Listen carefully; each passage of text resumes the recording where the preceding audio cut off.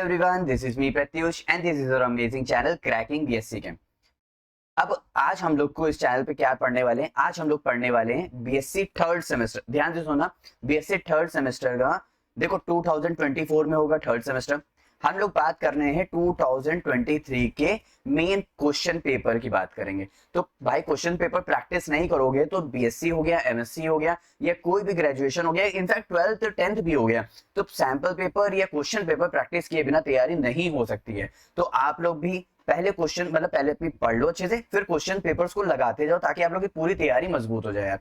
क्योंकि बीएससी में अगर फेल हो गए, देखो परसेंटेज मैं मानता हूं, पता नहीं आप लोग उसके बारे में क्या सोचते हो, मायने रखता है कि नहीं रखता है, लेकिन अगर फेल हो गए तो यार कुछ कॉलेजेस में 1200 रुपए, कुछ कॉलेजेस में 2300 रुपए ऐसे बैक फीस जाती है, और अपने जूनियर के साथ बैक पेपर बैठ के देना पड़ता है, तो भाई बहुत बेइज्जती होती है। नहीं मैंने नहीं सहा है, एक्सपीरियंस नहीं बता रहा हूं, दोस्तों का एक्सपीरियंस बता रहा हूं। ठीक है, चलो स्टार्ट करते हैं। BSc third semester exam paper की बात करेंगे, क्वेश्चन नंबर 1 की बात करेंगे। अच्छा, मैं इसको वीडियो पार्ट वाइज में बनाऊंगा ताकि एक part 1 second third fourth fifth ऐसे बनाऊंगा, ताकि आप लोग क्या कहते हैं कोई भी परेशानी ना हो कि एक वीडियो बहुत ज्यादा लेंथी हो रही है, बहुत ज्यादा देख देख के बोर हो रहे हो, थक रहे हो। ठीक है, तो एक वीडियो को आराम से देखो पूरा एकदम परफेक्टली।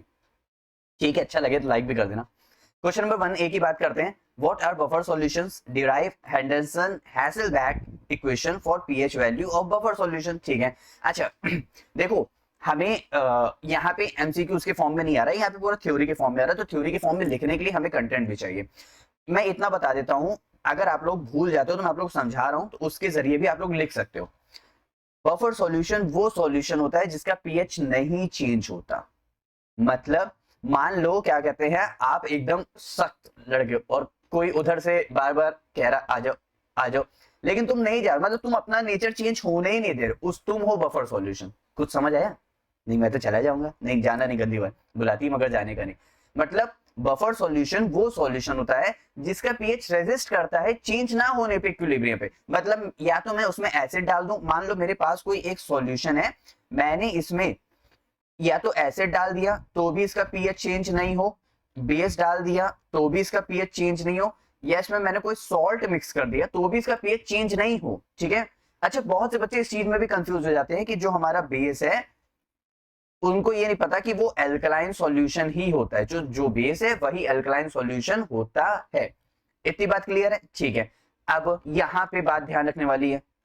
तो बफर सॉल्यूशन होते कौन है, बनते कैसे? तो बफर सॉल्यूशन बनता है, मान लो मेरे पास एक वीक एसिड है।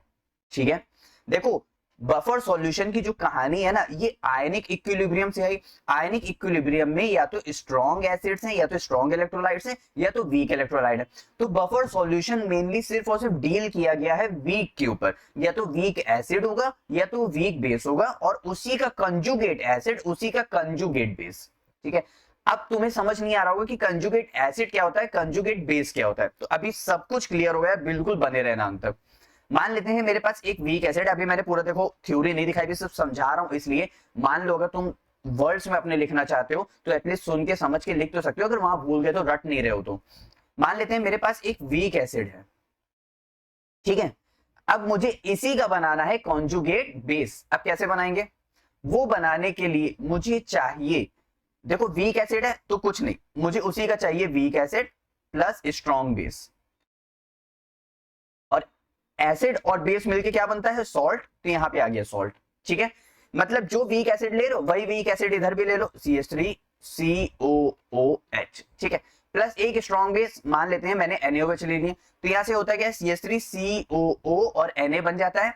तो देखो सॉल्ट बन गया ना, CH3COONA बन गया। और हमेशा एसिड प्लस बेस मिलके वाटर का रिमूवल होता है, तो ये रहा H और ये रहा OH, तो मिलके निकल गया प्लस H2O। कोई भी डाउट यहां तक नहीं ना? देखो इसीलिए मैं कह रहा हूं थोड़ा सा कॉन्सेप्ट क्लियर करके चलो, सब कुछ हो जाएगा। तो यही है हमारा क्या कहते हैं बफर सॉल्यूशन। इतनी बात अच्छे से क्लियर हो गई।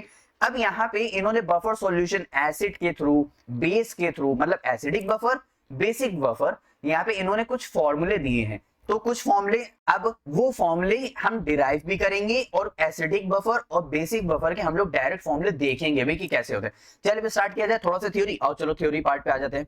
कह रहा है solution which resist change in pH on dilution with the addition of small amount of या तो एसिड या तो एल्कली, वही base, is called buffer solution. ठीक है, buffer solution usually consist of a mixture of a weak acid and its salt with a strong base, मतलब उसी का सॉल्ट है जो कि स्ट्रॉन्ग बेस के साथ है, ठीक है। जैसे एग्जांपल देख लेते हैं, एसिटिक एसिड है, अच्छा मुझे पता है भाई इक्विलिब्रियम कंडीशन में होता है, ठीक है, वो मैं तुम लोगों को समझाने के लिए लिखा हुआ है। एसिटिक एसिड है, CH3COO माइनस में टूटता है, प्लस H प्लस में चला जाता है, ठीक है। फिर उसके बाद अगर वही CH3CO माइनस Na प्लस के साथ रिएक्ट करता है तो बनाता है सोडियम एसीटेट। अब तुम लोग सोच रहे हो मैंने यहाँ पे आयंस में लिखा हुआ, तो कोई बात नहीं, आयंस में लिखा हुआ है यार, यहाँ पे CH3OH होता, यहाँ पे NaOH होता, तो यहाँ पे इस तरह ब्रेक होता, फिर वैसे ही सोडियम सॉल्ट ऑफ एसीटेट बनता और वहां पे क्या बन जाता है, वाटर बन जाता। बात कर लेते हैं सेम एज बेस में ही बात कर लेते हैं, तो जैसे हमें वहां पे वीक एसिड चाहिए होता वैसे ही हमें यहाँ पे वीक बेस चाहिए, तो हमने एक वीक बेस ले लिया। अब एक सवाल ये है यार कि स्ट्रॉन्ग बेस क्या होगा, फिर स्ट्रॉन्ग बेस हमारे ग्रुप 1 और ग्रुप 2 के जितने भी ऑक्साइड्स हो गए या फिर हाइड्रोक्साइड्स हो गए वो हमारे होते हैं स्ट्रॉन्ग बेस। ग्रुप 1 में कौन से होंगे, एल्कली मेटल्स, ग्रुप 2 में कौन से होंगे, एल्कलाइन अर्थ मेटल्स। ग्रुप 1 के एलिमेंट्स कौन होंगे, या तो लिथियम, 1 से 20 तक याद कर लो बस काफी, लिथियम, सोडियम, पोटेशियम, चलो एक रुबिडियम भी ले लेते हैं, अच्छा सीजियम भी ले लें, चलो ठीक, ये होते हैं, ठीक है, इसमें हाइड्रोजन भी आता है। और हमारे कौन से हो गए, हमारे ग्रुप 2 में बेरिलियम हो गया, मैग्नीशियम हो गया, कैल्शियम हो गया, 1 से 20 तक याद कर लो, इतने बहुत और यही पूछे जाते हैं, ठीक है। तो NH4OH है, टूट रहा है NH4 प्लस में और OH माइनस में, फिर वही चीज Cl से मिलके क्या बना रहा है, NH4Cl। अब ये Cl कहां से आया होगा, Cl आया होगा हमारा स्ट्रॉन्ग एसिड में से, क्योंकि भाई अगर वीक बेस ले रहे हैं तो हम लोग प्लस सॉल्ट बना रहे हैं, सॉल्ट लेकिन किसका होगा, वीक बेस का होगा, तो स्ट्रॉन्ग एसिड होना जरूरी है। तो स्ट्रॉन्ग एसिड कहां से आएगा, HCl से, HCl हमारा स्ट्रॉन्ग एसिड है तो बना रहा है NH4Cl बस। अब एसिडिक सॉल्यूशन का हम लोग फॉर्मूला देख लेते हैं, यही फॉर्मूले हम लोग को ऐसे डिराइव करने होंगे, बात ध्यान रखना। यहाँ पे कह रहा है देखो पीएच है, ठीक है, अच्छा पीएच कहां से आया होगा, माइनस लॉग H प्लस, यही तो हमारा पीएच है, ठीक है। अरे कंसंट्रेशन ऑफ H प्लस रख दिया ना मैंने, वो वाला कर्ली ब्रैकेट वैसे वाला स्मॉल ब्रैकेट बना दिया ना, पी के कैसे होगा, माइनस लॉग के ए, यही तो हमारा पी के है, ठीक है। अब ये प्लस Ln, सॉल्ट क्या है हमारा, कंजुगेट बेस, सॉल्ट क्या है हमारा, कंजुगेट बेस अपॉन एसिड। तो सभी को अच्छे समझ आया, कोई भी डाउट यहाँ तक नहीं ना। अब वैसे ही बफर सॉल्यूशन में कुछ नहीं करना है, यहाँ पे पीएच है, यहाँ पे OH आ गया, यहाँ पे pKa है, यहाँ पे pKb आ गया, बस, ठीक है। अब हैंड आंसर इक्वेशन पे आ रहे हैं, ध्यान देना, अब थोड़ा सा फोकस में रहना, ठीक है। मान लेते हैं मैंने कोई एक एसिड ले लिया, सिंपली जैसे अभी जो एसिड की बात कर रहे आ रहे थे वो ये एसिड है, ठीक है। अब या तो मैं इस एसिड के टर्म में पूरी इक्वेशन को मैं डिराइव कर देता, या तो मैंने एक Ha टर्म में ले लिया ताकि आप लोगों को थोड़ा सा और क्लियरिटी रहे। अब देखो ये रहा Ha, ये ब्रेक हो रहा है H plus plus A minus में, अच्छा इस A माइनस को इलेक्ट्रॉन चाहिए, इस A माइनस को इलेक्ट्रॉन चाहिए, जो इलेक्ट्रॉन एक्सेप्टर होता है वो हमारा क्या, मतलब उसको प्रोटॉन चाहिए, H प्लस चाहिए, A माइनस को H प्लस चाहिए, जो प्रोटॉन एक्सेप्टर होता है वो हमारा क्या होता है, कंजुगेट बेस, और जो प्रोटॉन डोनर होता है वो क्या होता है, कंजुगेट एसिड, तो हमारा कंजुगेट बेस क्या हो जाएगा, A माइनस। इतनी बात ध्यान रखना, पूरा एकदम क्लियर है, ठीक है। अब हम लोग लिखते हैं इसका डेसोसिएशन कांस्टेंट। बच्चों डेसोसिएशन कांस्टेंट हमारा क्या होता है, अगर आप लोग ने क्लास 12 में इलेक्ट्रोकेमिस्ट्री चैप्टर देखा है ना तो उसमें भी ये था, अगर नहीं देखा है तो चलो कोई बात नहीं, तो Ka हमारा होता है डेसोसिएशन कांस्टेंट होता है, ठीक है। अब हमेशा रिएक्टेंट और प्रोडक्ट, मतलब पहले प्रोडक्ट फिर रिएक्टेंट का कंसंट्रेशन हमेशा बिग ब्रैकेट के अंदर लिख दो, वो अपने आप कंसंट्रेशन में कन्वर्ट हो जाता है केमिस्ट्री की लैंग्वेज में, ठीक है। तो ये रहा H प्लस, ये रहा A माइनस और ये रहा Ha, जैसे यहाँ पे दिया हुआ था, ठीक है। अब इक्वेशन डिराइव करनी है तो वहां पे लॉग था यार, तो लॉग लाने के लिए हम लोग माइनस लॉग से दोनों साइड मल्टीप्लाई करते थे, इसमें इक्वेशन बराबर हो जाए, तो माइनस लॉग से देखो दोनों साइड मल्टीप्लाई किया तो माइनस लॉग Ka हो गया और माइनस लॉग इससे पूरा हो गया, ठीक है। अच्छा तो अब क्या करते हैं, हमें भाई माइनस लॉग इसके साथ भी है और माइनस लॉग इसके साथ भी है, तो हम दोनों को अलग कर देते हैं, माइनस लॉग से पूरा मल्टीप्लाई कर देते हैं, तो देखो माइनस लॉग H प्लस हो गया और माइनस लॉग ये पूरा पूरा कंपाउंड हो गया, ठीक है, और माइनस लॉग Ka उधर है, ठीक है। अब मैंने कहा था ना माइनस लॉग Ka को हम लोग क्या लिखते हैं, pKa लिखते हैं, माइनस लॉग H प्लस को क्या लिखते हैं, pH लिखते हैं, वही तो मैंने लिखा है यार। और Ka और लॉग A माइनस क्या था, मैंने अभी बोला था ना वो हमारा कंजुगेट बेस कहला रहा था, तो हमारा कंजुगेट बेस है तो, और अपॉन में Ha हमारा एसिड था ना, जैसे HCl है, ब्रेक हो गया था H प्लस Cl माइनस में, वैसे ही यहाँ पे Ha है, ब्रेक हो गया है H plus plus A plus A minus में ब्रेक हो गया, तो नीचे हमारा एसिड आ गया, ठीक है। अब कॉन्जुगेट बेस को या तो मैं सॉल्ट लिख दूं या तो कॉन्जुगेट बेस लिख दूं या तो A माइनस लिख दूं, कोई फर्क पड़ता है नहीं ना। ये थी हमारी हेंडरसन हेसलबाइक इक्वेशन। अब पूरी हम लोग ने डेराइव भी किया, उस पूरे क्वेश्चन को भी देखा है। अब आप लोगों का काम इतना है यार, इसको अच्छे से लगाना, प्लीज इसको अच्छे से पढ़ना। चाहो तो इसका एसएस ले लो, स्क्रीनशॉट ले लो, या तो इसको खुद नोट करते चलो, तो बहुत ज्यादा फायदा होगा। एग्जाम में आप लोग बहुत खुशी से आंसर भी लिखोगे, तो आपको एक अंदर से सेल्फ कॉन्फिडेंस भी आएगा। क्लियर। अब क्वेश्चन नंबर हम लोगों ने 1 के ए की बात कर ली है, तो चलो 1 के बी की बात कर लेते हैं। इस क्वेश्चन में से दो ही पार्ट है, ए और बी। और जल्दी से क्वेश्चन नंबर बी भी देख लेते हैं, मतलब इसका पार्ट बी भी देख लेते हैं। चलो अब जल्दी से हम लोग क्वेश्चन नंबर 1 के बी की बात कर लेते हैं।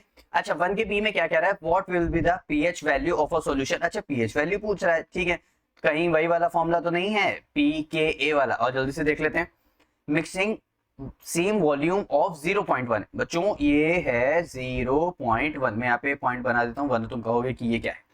तो 0.1 एम, कैपिटल एम, ये एक कंसंट्रेशन यूनिट है जो कि क्या है, मोलैरिटी। क्या है, मोलैरिटी, यानी नंबर ऑफ मोल्स की बात कर रहा है। किसकी बात कर रहा है, नंबर ऑफ मोल्स की। ठीक है, ठीक है। एंड 0.15 फिर कैपिटल एम, यानी किसकी बात कर रहा है, फिर मोलैरिटी की। सोडियम एसिटेट, ठीक है, dissociation constant of acetic acid 1.8 into 10 की पावर -5 एट 25 डिग्री सेल्सियस। ठीक है, और जल्दी से इसका हम लोग आंसर भी देख लेते हैं, फटाक से कैलकुलेशन पूरी देख लेते हैं।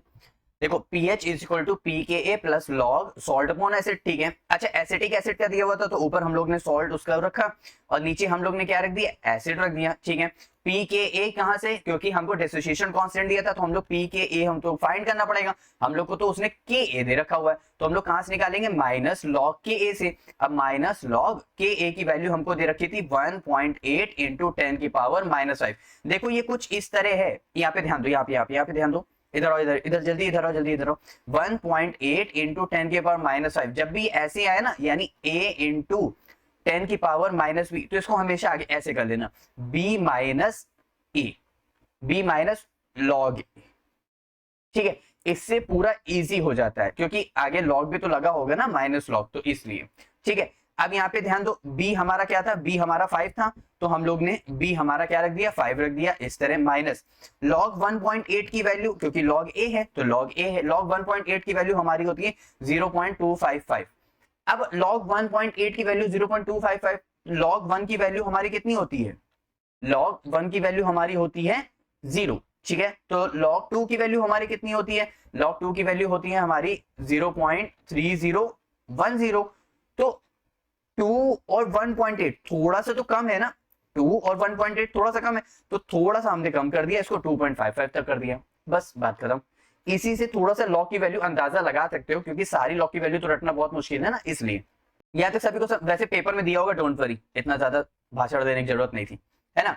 तो यहाँ से हम लोग ने क्या किया, हम लोग ने इसकी पी के एक वैल्यू निकाल ली। ठीक है, ये आ गया। पीएच हमको फाइंड करना है, पीएच हमको फाइंड करना है। सोडियम एसिटेट हमको दिया हुआ था, एसिटिक एसिड हमको दिया हुआ था, हमने सबकी वैल्यूज रखी, हमने फाइंड कर लिया। अब सोच रहे हो इसको फाइंड कैसे किया, देखो यहाँ पे 0.1 था ना, तो 0.1 है। ठीक है, यहाँ से क्या हो गया, यहाँ से 2 जीरो हटाए तो 2 जीरो आ गए, मतलब पॉइंट हटाए 2 जीरो आ गए। यहाँ नीचे 1 था तो हमने 1 जीरो बढ़ा दिया, तो ऊपर क्या आ रहा था, यहाँ पे ध्यान दो 1 जीरो और यहाँ पे 2 जीरो, तो ये कैंसिल किया, ये कैंसिल हो गया, तो हमारे पास बचा 15/10। अब 15/10 बचा है, तो 5 3 जा 15, 5 2 जा 10। अब ऊपर है a माइनस बी, तो हम लोग इसको ऐसे कर सकते हैं ना, log 3 माइनस log 2। तो अब log 3 की वैल्यू रखी, log 2 की वैल्यू रखी, हमारे पास ये आंसर आया, और हमने दोनों को ऐड किया, हमारे पास ये आंसर आ गया। सभी को अच्छे समझ आए, तो कैलकुलेशन बहुत इजी थी, बस आप लोगों को थोड़ा सा फोकस रखना है और थोड़ा सा मेथड जानना है, और ट्रिकी फॉर्म में कि इसको करना कैसे है। जैसे हमारा एक ट्रिकी फॉर्म में मेथड ये था, फिर दूसरा हमारे पास ये था, कोई बहुत बड़ी चीज नहीं है, लेकिन आप लोगों को फिर भी ध्यान रखने वाली बात है। क्लियर। अब हम लोग बात करेंगे नेक्स्ट पार्ट में, क्वेश्चन नंबर 2 के ए बी और सी, जो भी जितने भी पार्ट होंगे। क्लियर। मिलते हैं नेक्स्ट वीडियो में नेक्स्ट टॉपिक के साथ, अच्छे से पढ़ाई करना, बाय बाय।